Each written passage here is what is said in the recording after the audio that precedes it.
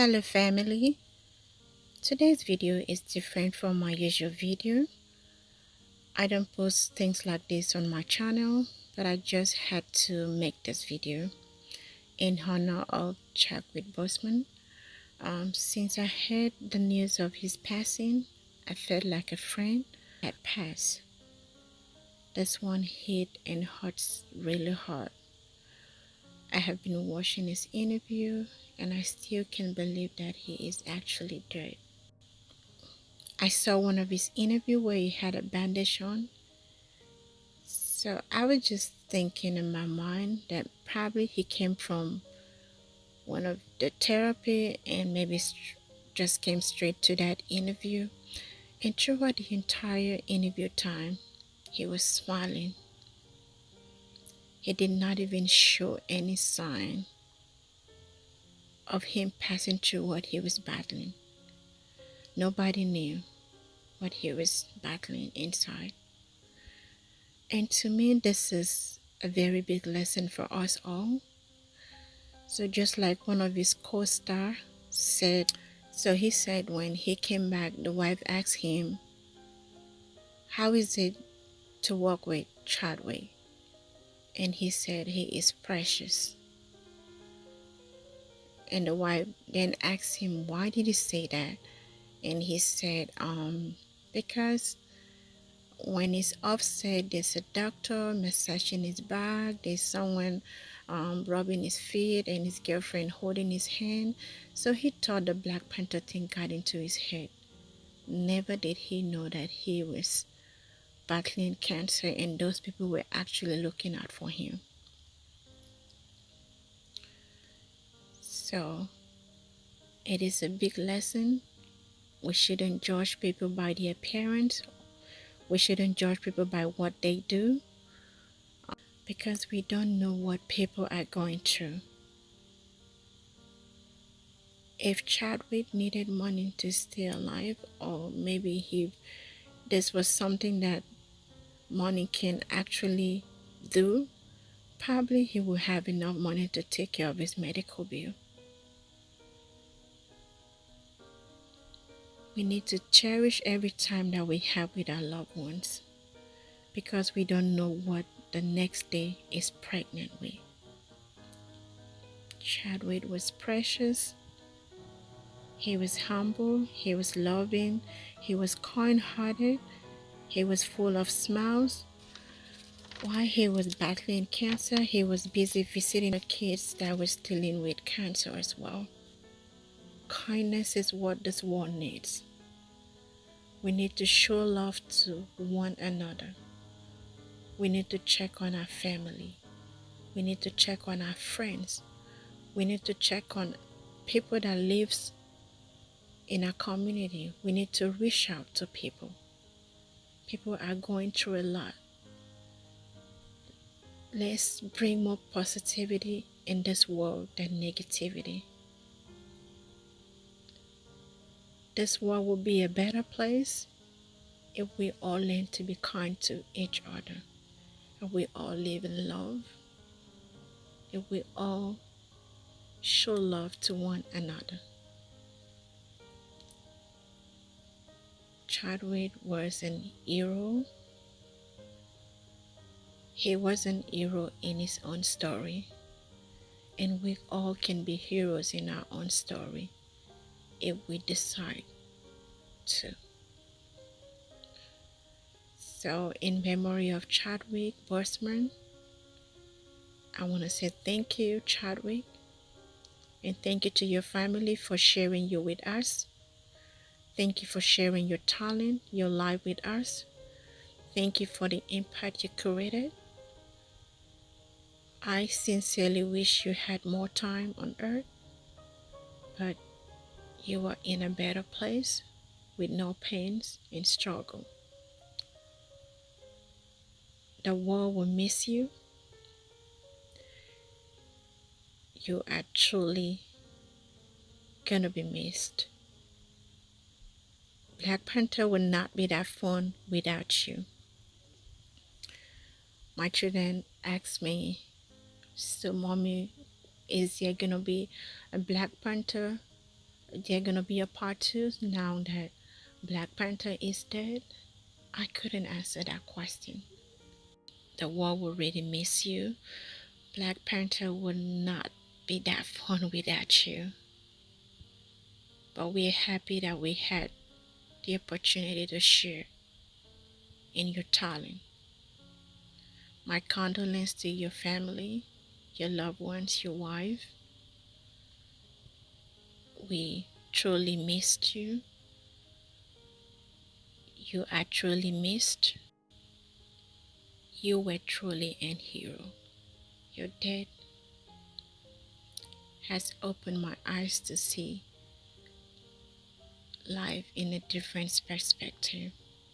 Thank you so much for everything you did to bring happiness to your community, to the world, to the kids, to the Black community. You are truly gonna be missed. Rest in power, King.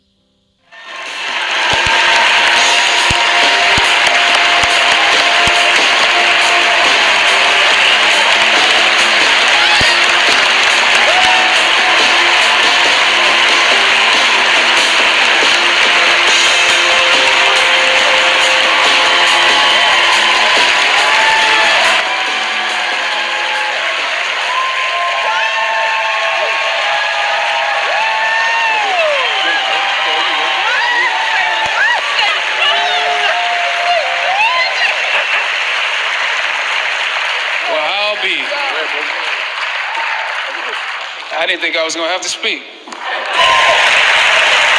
When I think of going to work every day and the passion and the intelligence, the resolve, the discipline that everybody showed, I also think of two questions that we all have received during the course of multiple publicity runs.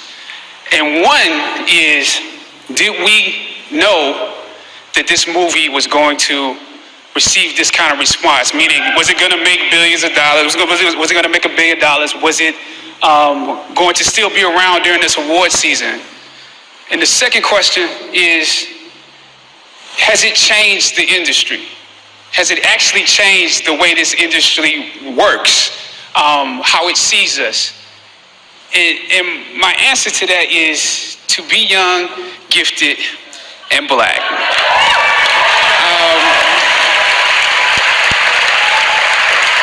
Because all of us up here know, and Andy, we include you too. Man, you got great timing, boy. Great timing.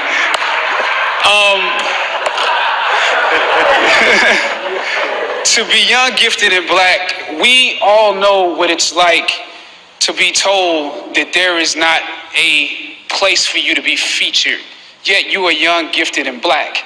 We know what it's like to be told to say there's not a screen for you to be featured on, a stage for you to be featured on. We know what it's like to be the tail and not the head. We know what it's like to be beneath and not above.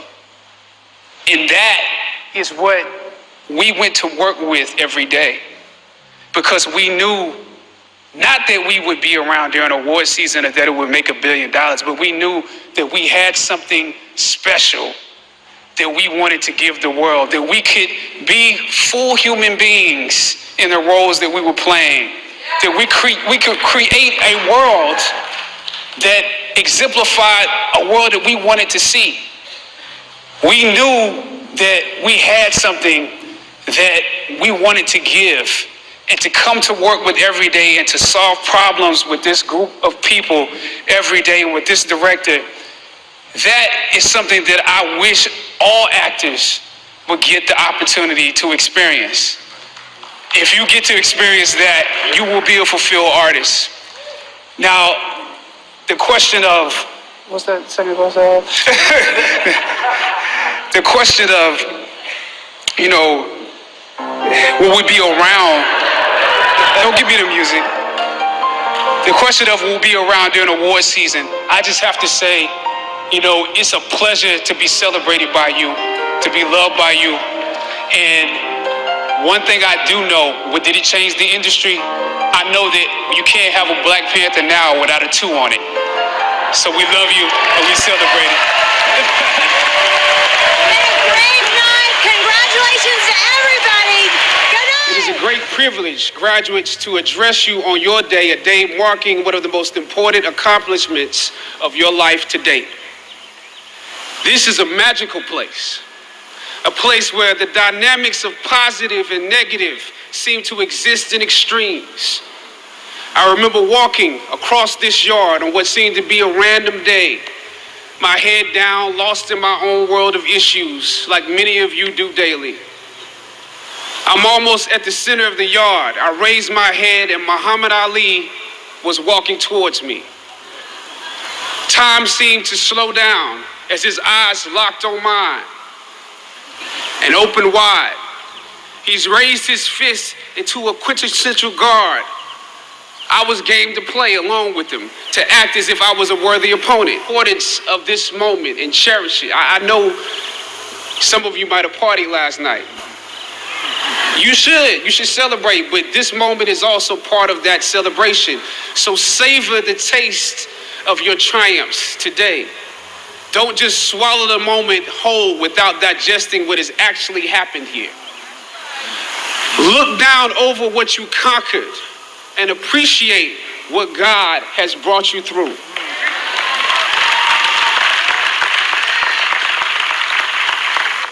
When the principles and standards that were instilled in you here at Howard close the doors in front of you. Sometimes you need to get knocked down before you can really figure out what your fight is and how you need to fight it. At some point, my mind reverted back to my experiences here, to the professors that challenged me and struggled against me.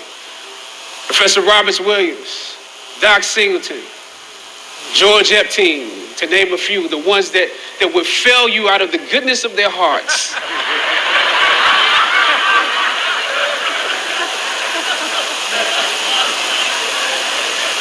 And this may be hard to grasp for some of you right now, but I even considered President Swagger and how negotiating with him was practice for a world that was considerably more cruel and unforgiving than any debate here.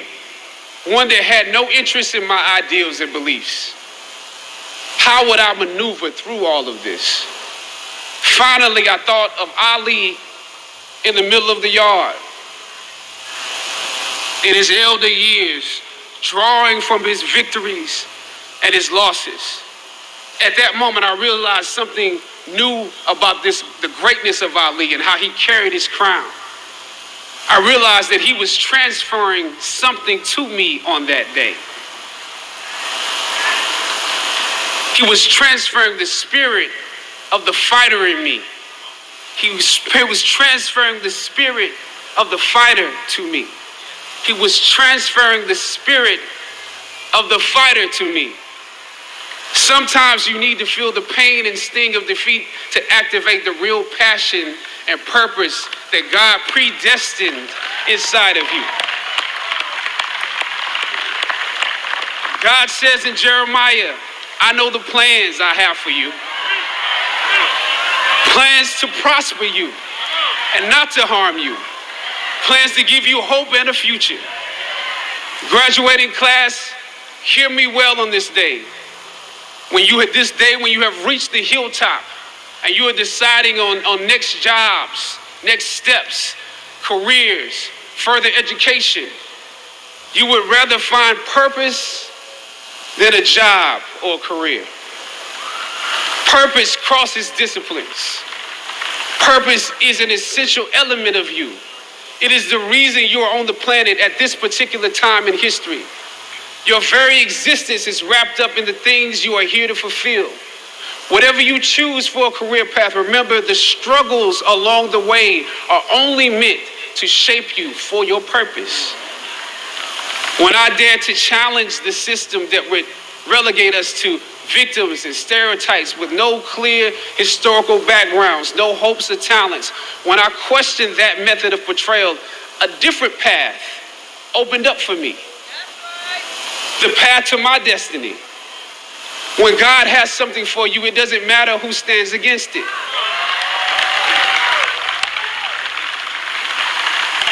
God will move someone that's holding you back away from a door and put someone there who will open it for you. If it's meant for you,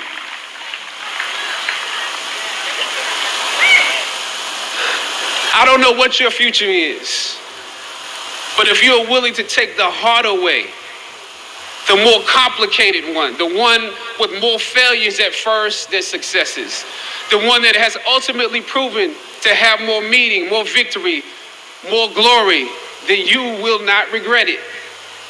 Now, this is your time.